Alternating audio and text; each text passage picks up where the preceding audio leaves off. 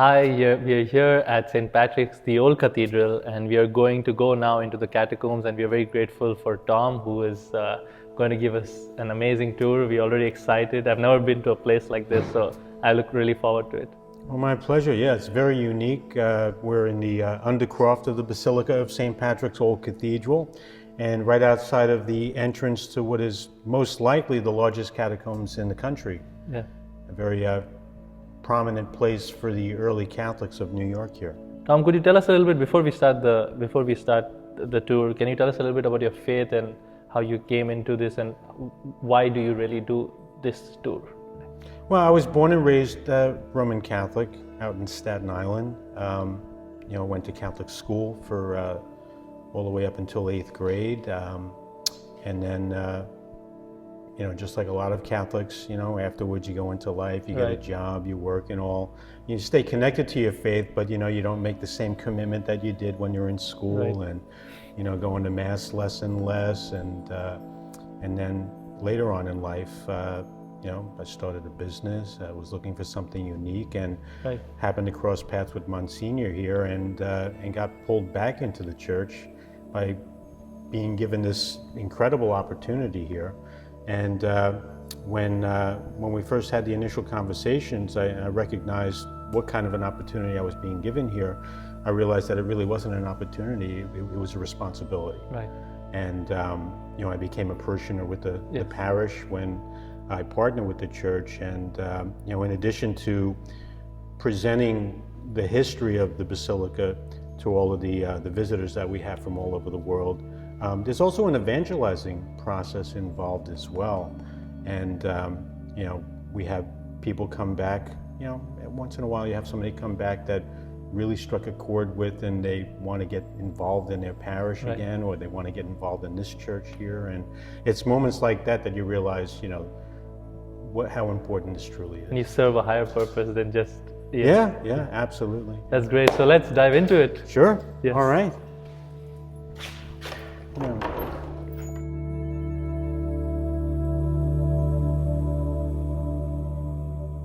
All right, so what we have here, looking around us, these are hermetically sealed crypts and vaults that not only entomb bishops and clergy of the parish here, like Bishop John Connolly. Connolly was our second bishop of a very young diocese here in New York. The diocese was formed in 1808, but our very first bishop, Bishop Richard Lou Kincannon, actually never set foot on American soil. Unfortunately, he was in Milan in the middle of the Napoleonic War and wasn't able to find safe passage here to the new cathedral, and actually died before he could. And so his successor, Connolly, would find safe passage from Rome, and he would arrive here in 1815.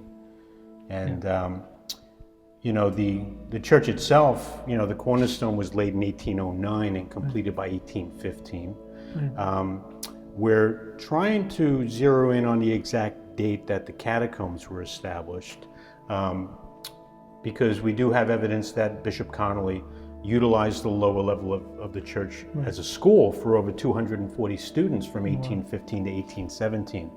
So, and the earliest records of burial in the catacombs portion here are in the early 1820s. So what is a catacomb? I heard that a catacomb was the place where we used to go down during desperate times to celebrate Mass when people could not really practice the faith. Is this the same kind of thing? Or? No, so the word catacomb was first coined in Rome under Appian Way, where we believe the apostles Peter and Paul were laid to rest.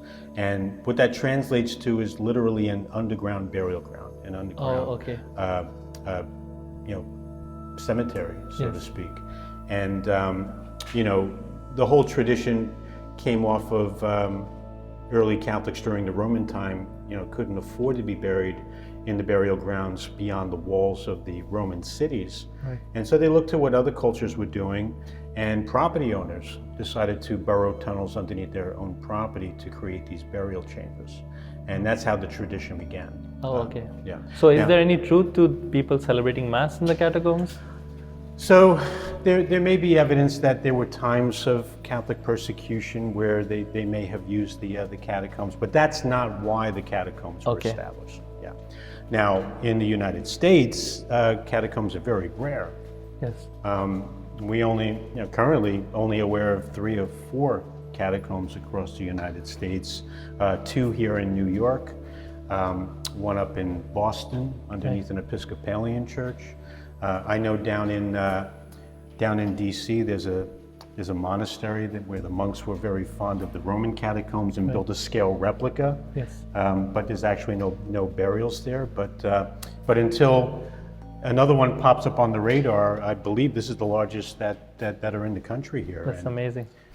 And you have very prominent families here. These were the benefactors and the trustees of the cathedral, and entombed within are their families. You'll see many surnames on a crypt stone here. They're all in-laws. They're all interconnected through marriage. You'll find mostly Irish families down here, but there's also we have 1 Italian family, a very prominent family from Switzerland of all places, from Ticino. Matter of fact, if you come over here, I'm sure you'll recognize the name. The Delmonicos. Oh yes, I've heard of them, yes. The family of restaurateurs. Yes. And you'll find mostly Irish families here, a lot of the founders of the Irish Immigrant Bank, like the Carrigans over there. Right. We have attorneys here, you've got wine merchants, dry good merchants. We have a lot of politicians. You have congressmen, members of the House of Representatives as well. Yeah. And matriarchs. So when we head around to the North Passage, I'll show you the crypt of the Countess Annie Leary. Oh wow. Yeah. So, so these are just burial grounds for prominent or local figures of that period of time. When did it stop? Like, when did this get full? Well, technically it hasn't stopped. Okay. The catacombs themselves are still active for burial here. The last time these are all hermetically sealed, by the way.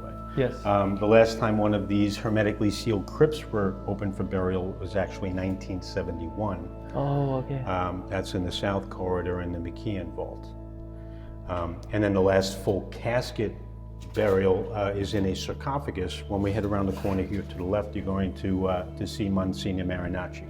Okay. He was entombed September 13th of 2014. Oh, wow. So not that long ago. Yes, not that long ago. Yeah. And there's a lot of history about this church also, and we met the Bishop of Ireland this morning, and he was saying that one of the visionaries of Our Lady of Knock is also buried here. Yes, yeah. That was very special. That was actually part of my introduction to the church. May 13th of 2017, we had a Requiem Mass for the youngest of the 15 witnesses to the apparition of Knock, John Curry. He was only 5 years old at the time that he had witnessed that apparition, and he spent time in New York, a humbled servant of God here, and ended up in an unmarked grave in Long Island back in 1943. And then His Eminence Cardinal Dolan visited the grave over 11 years ago and made arrangements to have him reburied here in 2017. Yeah. Such a blessed place here with all such amazing people. Sure, a lot of them are saints, unsaid or said. Yes, absolutely. Yeah. So now this is what you call a clerical chamber, and again, this is the sarcophagus. These 2 sarcophagi here entomb 2 of our Italian pastors and teachers at St. Patrick's School that was active across the street, Monsignors Tommaso and Marinacci. Again, Marinacci is the last full casket burial in 2014. Almost made it to 104 years old. Oh, by wow. the way. Yeah. And Marinacci did a big restoration of the church back in 1971. Right. That was not long after we went from Vatican I to Vatican II. Correct. And during that restoration, he had this imported from Italy, sculpted by Benedetto Rabazza, an Italian artist. And if you look at it, do you notice anything unusual about that crucifix? Look at the right arm. Yeah. It's broken. Not very typical that Jesus' right arm would be in that position. And the reason why, this crucifix is based off of the Shroud of Turin. Oh, okay. Yes, and it may be only one of 4 in the entire world that are interpreted this way. Now on the shroud, Jesus' blood is trickling down his right arm vertically. Right. And that suggests it would have had to have been Oh, in that position. okay. Yeah. So, but That's it's not interesting. very typical that you'll see this. Now, the beauty and symbolism of all this accuracy just helps us to pray much better, to really recognize the passion that Jesus really went through. Yes. It's beautiful. So I wanted to ask you a question while you're talking. It just reminds me, and seeing so many tombs here and so many amazing people here who've lived great Catholic lives. What has your experience been here with regard to with just staying with death? You know what I mean? Like you're around death and giving a lot of tours around death. And this is a year of hope, and we obviously as Catholics believe that there is life after death. But what has your experience been taking pilgrims around here in regard to hope? Well, you have to understand, people come to New York looking for an experience. Everybody has the list of the big bucket list of attractions, Statue of Liberty, symbol of freedom and immigration.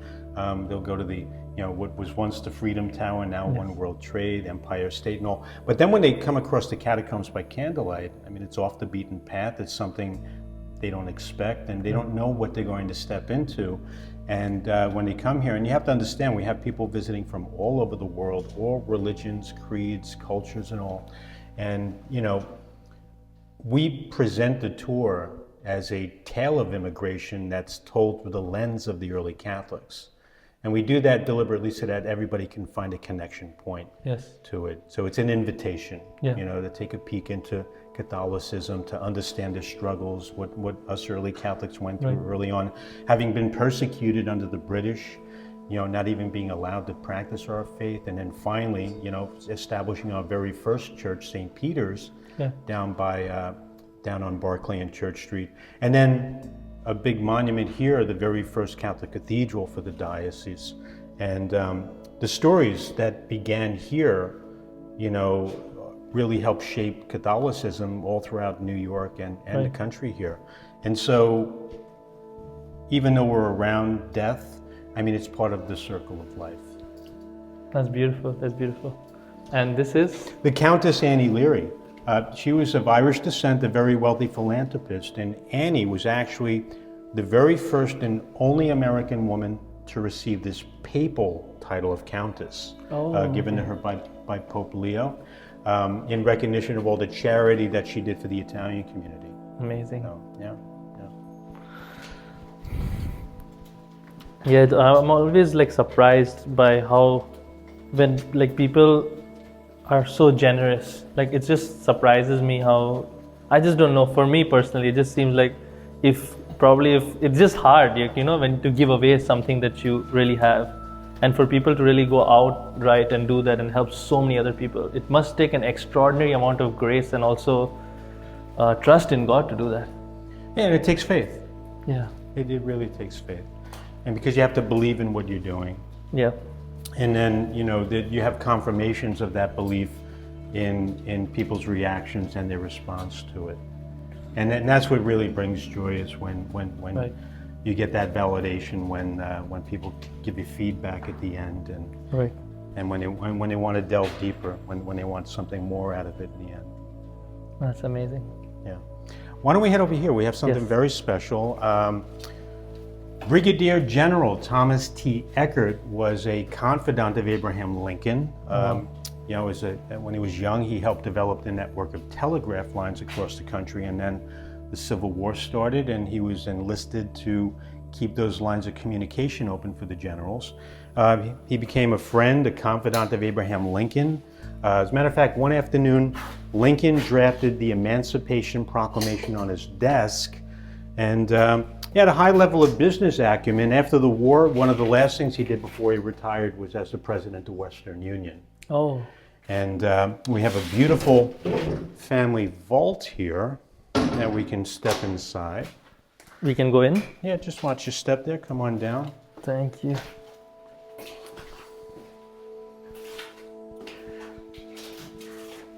When his wife Joanna had passed away, 1902, he would spend the equivalent of $2.8 million on this incredible vault here. It was around 83,000 at the time. It's embellished with beautiful Raphael Guastavino tile on the ceiling there.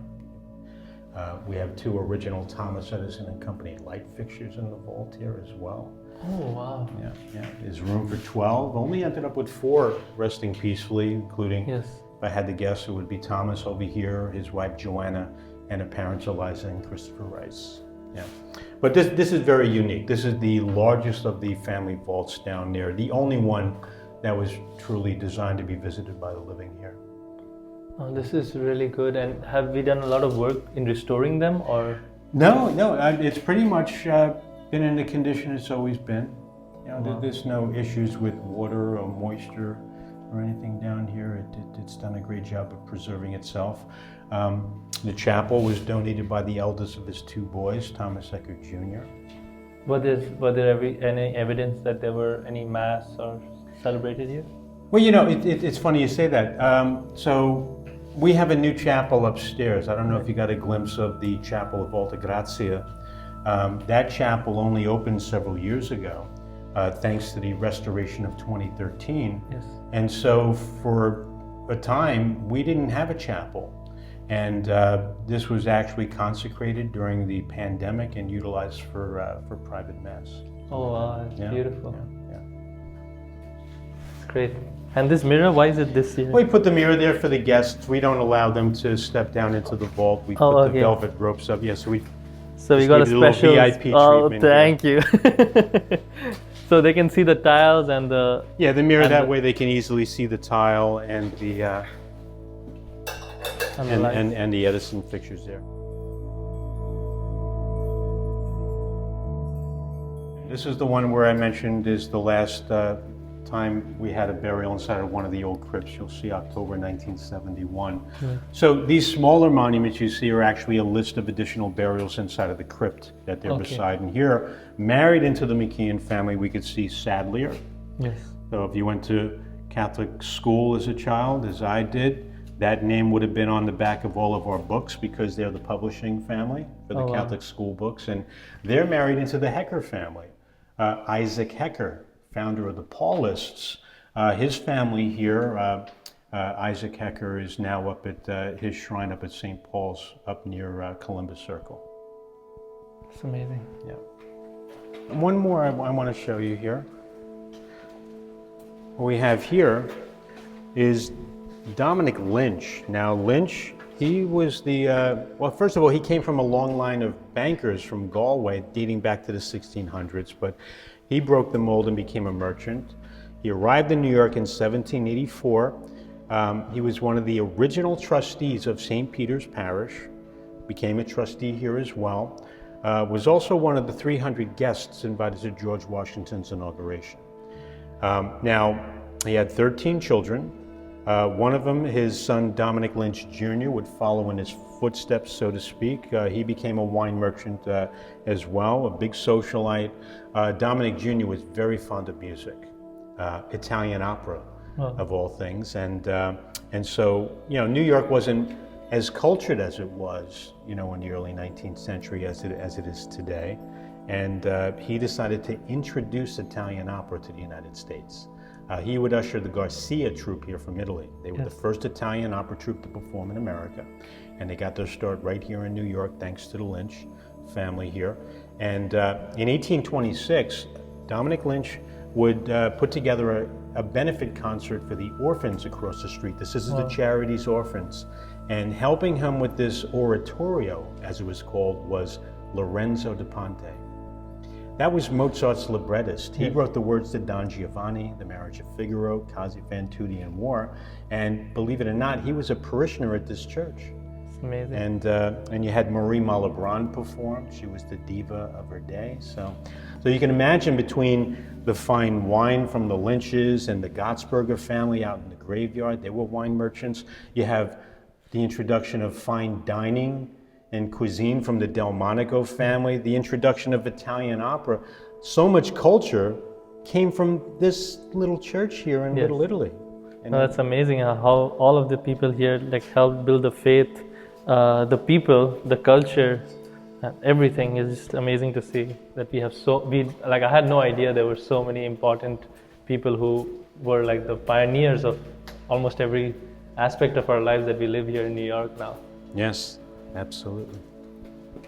Now, why don't we turn our attention over here for a moment. So this staircase leads up to the front courtyard of the church. Oh, okay. You can see the light that's beaming down now. It's now sealed with structural glass. Correct. And that was thanks to a donation from Division 9 of the Ancient Order of Hibernians. A militia started at this very church to defend it from the nativist gangs that were trying to burn churches down, Catholic churches back in the mid-19th century. Now, the glass connects the heavens to the earth for those that are entombed below here. And as you can see, we have the light passing down behind this tabernacle that this is the first year we're going to be utilizing this. The tabernacle will be utilized during Holy Week. Oh, wow. So on Good Friday, when Jesus' body is taken off of the cross and placed into the tomb, yes. Of course, in the Catholic Church, what we'll do is we'll remove the host from the sanctuary, and we'll cover all the statues with the royal fabric and all. And we're going to take the host and place Jesus in the tomb here in the Catacombs. And it'll remain here until Easter Sunday when we have the resurrection, at which point the host will be brought back up into the sanctuary. So, oh, that's amazing. Yeah, so we're looking forward to that this Easter. Yeah. So this is the first year you're going to do it? This will be the very first year that we do that. That is amazing. Yeah. And the entry for the catacombs was generally first from that staircase, or? No, this doesn't function as an access point anymore. That's permanently sealed. No, at the beginning. At the very beginning when it was there. So in the beginning, yeah. So if we go back to 1815, the doors that we came through, that was actually the rear of the church. Okay. So that room over there didn't even exist. And we had 3 staircases coming down to 3 arches that would access the 3 passages. Okay. And then you had that one on the front of the church. But Bishop John Dubois, our 3rd bishop, would extend the back of the church. These would be sealed, and then from 1838 forward, that was the entry point. That's where the pallbearers would carry the recently deceased to their final resting spot. Well, thank you so much for giving us this tour. It was such a joy and such a rich experience, and thank you so much for taking our time and giving your time, and it's just a joy. Thank you.